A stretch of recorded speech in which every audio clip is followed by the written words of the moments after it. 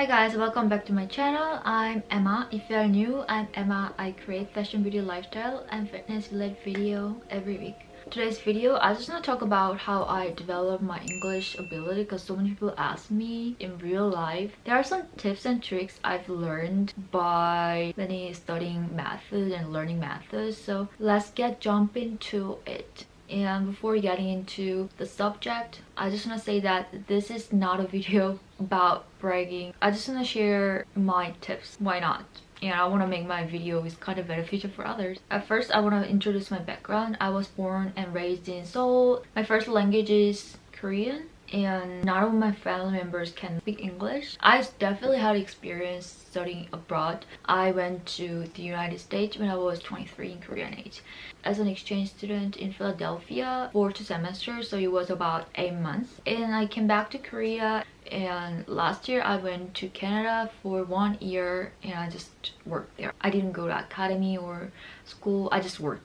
The whole point is I didn't spend much time in foreign countries to develop my English, and I didn't study abroad when I was young. So my background is really simple, and let's talk about how I developed the whole process and everything. In my opinion, the most important thing is why question. Why you want to develop language ability. I mean, for me, English, for you, Spanish, Russian or whatever. Setting the vision is the most important thing. For me, there are so many visions why I want to learn English. I want to study abroad. I want to talk with native speakers fluently, and I just feel like being good at a foreign language for me, that looks pretty cool and it helps me to get a better job. So there are many complex reasons. Why is it the vision? Why is it the goal? And the second most important thing to learn English for me is finding good resources. In English, I feel like it's quite easy to find so many resources online, but if you kind of hard to study alone, it's definitely best idea to hire somebody or get some courses online or offline. When I was in college, I took many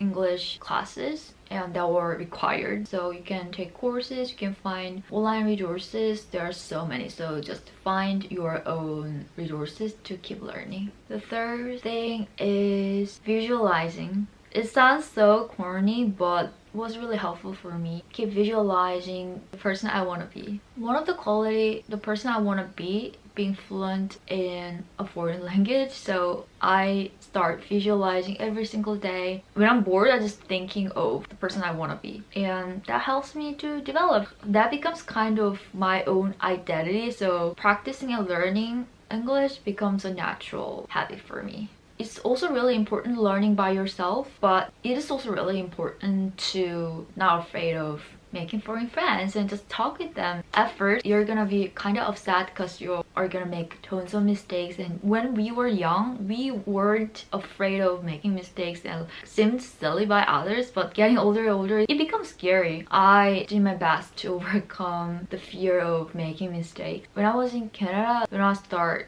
doing a job, I was scared because I had to communicate with native speakers and I was afraid of making like wrong sentences, but I just overcome the fear and just keep talking and learning, and that was really helpful. If you keep developing, keep learning by yourself and just hanging out with many foreign friends, you are pretty good at English or other foreign language. The most important thing after developing in a certain point, doing the habit every single day. For me, it's natural for learning and speaking English because in my work environment, I have to speak English because I have to meet many foreigners. I decided to get those kind of jobs because I want to put myself in that kind of international environment to force me to learn and speak English. But if you're not in that environment, you should make similar environment. In Korea, you don't need to speak English, and in real life, nobody speak English, and I think that's not a bad thing. That's a really good thing because that makes Korea more interesting and unique. But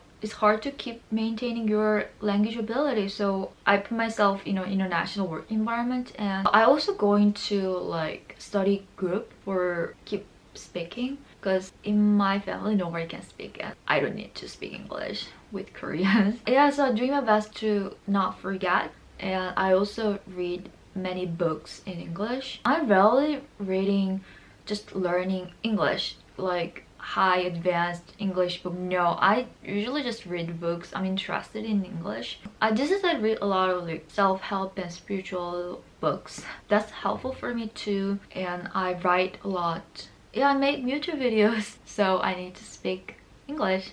So yeah, the last tip is putting yourself in an environment you should speak English. And it's a kind of simple tip. Whenever I'm interested in something, for example, I'm interested in learning who I am and developing myself, I usually find all those information in English. I just Google them instead of using Korean. That's really helpful too. Keep making yourself be interested in that topic. These things all I want to share for today's video. I hope you guys like it and give me a thumbs up, and don't forget to subscribe my channel and follow me on Instagram. I want to film this topic for a long time, but I was afraid because my English is still not perfect. I mean, who's perfect?